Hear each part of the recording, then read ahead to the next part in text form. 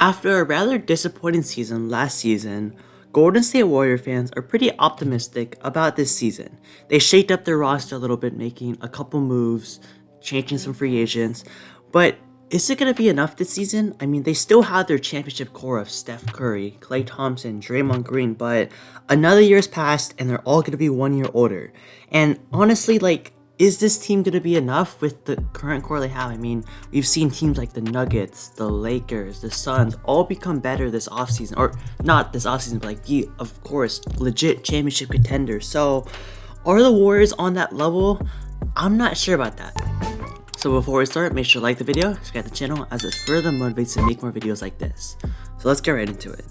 First, looking at the Warriors last season, they were 8th in offensively and 17th defensively, and there were just a lot of fatal flaws with this roster. Sure, Steph was amazing, but he only played 56 games, and when he was playing, he absolutely carried, but when he was off the court, this team struggled so much. Klay had his ups and downs, where one game he would hit 10 threes, the next game he would drop 2 threes on 20% from 3, and Klay, of course, he came back from those 2 major injuries, and I'm not expecting him to be the old Klay Thompson, but he's had a lot of inconsistency, which is kind of expected. Jordan Poole had his moments, but pretty much a down year. Wiggins was out for the majority of the end of the season with all of his own drama, so that didn't help at all. And then Draymond struggled more offensively, and sure, he of course is still amazing defensively. He's a good passer, plays well with Steph, but Draymond over time is going to regress, no doubt, and he got the contract, which honestly I like the deal. It's not a max contract, 4 year, I think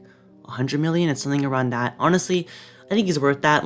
He's so important to this team, and if he left, then this team no doubt would not be a championship contender. And it just has a lot of problems with this team. Defensively, they were not the same. Of course, in their whole championship runs, ever since 2015, they've been at least a top 5, top 3 defense, even with Kevin Durant. And then, of course, they have the offensive firepower, pretty much one of the greatest teams of all time. But that defense was always there. And this year, it really struggled. Even that championship team, they had a top 3 defense. But this year, going all the way down to 17th, that definitely did not help at all. And then just their young guys. I mean, James Wiseman got traded. Moses Moody and Jonathan Kuminga really didn't take the step. And sure, Kuminga had his moments, but it didn't really take the leap that this Warriors team really needs them to. And overall, their bench just was not good. They lost Otto Porter that offseason, Gary Payton Jr., who they of course traded back for, but this team just doesn't have the same depth as they had before, in Sean Livingston and Andre Iguodala. And I think we saw in the playoffs, that was the main reason why they lost. Sure, they beat the Kings in 7 games, but Steph Curry had to drop 50 in Game 7 to pretty much get them there. And then against the Lakers, Curry didn't play on that madman level, and they just didn't have enough. Klay had 1 good game, but besides that, he wasn't good. Jordan Poole averaged 3 points per game that series. Jordan Poole was not good at all. Wiggins just came back from whatever he was going on with, so you can't really expect him to be that all-star starter type of player that I don't know if he really deserved that, but he was the year before that. And then Draymond, of course, could do Draymond stuff, but with this not having this bench and not really this offseason, we'll talk about this offseason later, but they still have that problem. And then of course this season they traded for Chris Paul for Jordan Poole. I mean, it's an interesting move. Of course, it sucks they had to give up an additional first-round pick to get rid of Poole's contract, but CP can run the bench. They've never had that traditional point guard off the bench that can just run their whole offense. Sure, it's really contrasting from their run and gun, just keep on moving, swinging the ball, and Chris Paul is more a pick and roll guy. Let's go here, set a screen, roll if it's open, or I'll swing it to the corner and just get a solid offense going.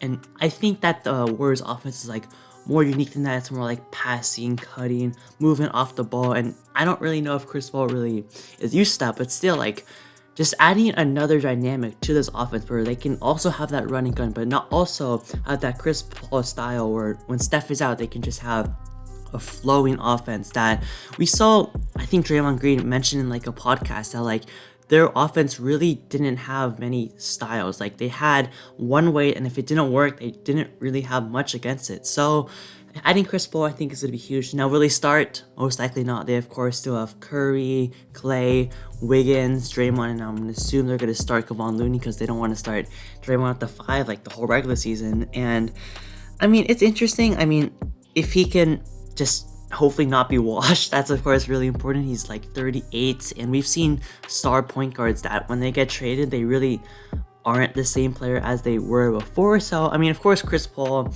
hasn't really, I mean, he wasn't as good last season. He, of course, has injury problems still. But, like, honestly, for this team, I think he's an upgrade over Jordan Poole. And then over the salary side, that, like, he's an expiring deal. Jordan Poole had that 4-year max contract, and especially with the second apron and the new CBA rules, like, it made sense why they got rid of him. But we'll see if it works. I think it's an interesting move because, like, it just adds another dynamic to this team. But it's definitely risky. And then some other moves they made, they lost Dante DiVincenzo.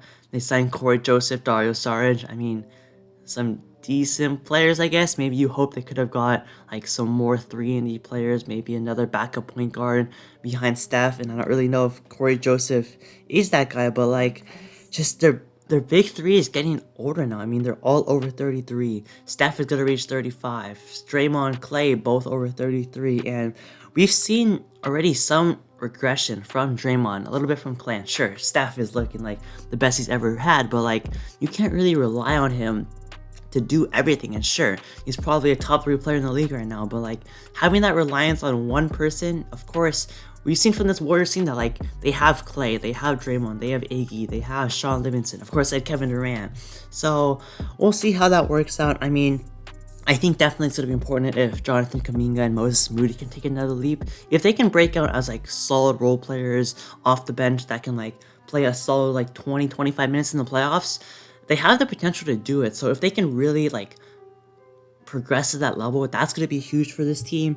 And then like just, yes, their bench is lacking, but like maybe they can get like, they of course they had the 19th pick. I think their rookie looks okay so far. Maybe they hope that they can get like another steal who can just hopefully get some playing time. I really don't know, but like this team still is not very deep. Iggy retired, of course, which I don't think matters that much, but like still like unless these young guys can really develop, they still have that huge problem that their just bench isn't there. And then now if you look them against some of the top teams in the West, I mean the Nuggets, I really don't think they would do very well against the Nuggets. Sure, Curry's probably gonna cook, but like they have no answer for Jokic. I think there was a stat that like no one on this team is above 6'9", which sure, small ball is great and all, especially with this team, but like still you want to have at least one big body you can put on like an Anthony Davis, a Nikola Jokic if they make the finals, like a Joel Embiid or Giannis. So we'll see if that really hurts them.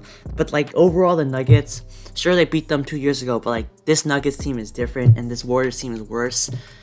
Now if they go against the Lakers, maybe they can match up better, but like this Lakers team has also improved. AD's still going to be a menace on defense.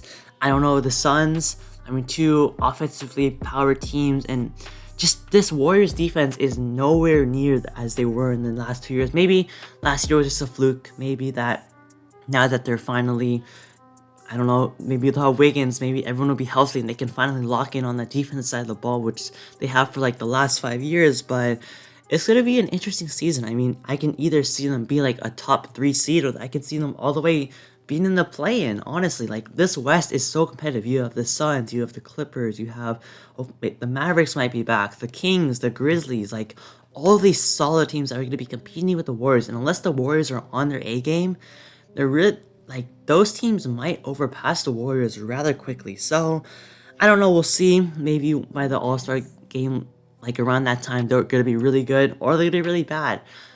If Curry can stay healthy, if they can stay healthy, this team is still really dangerous. You have that championship core, just that championship core that can still, we know, win a championship, which we saw 2 years ago. So we'll see.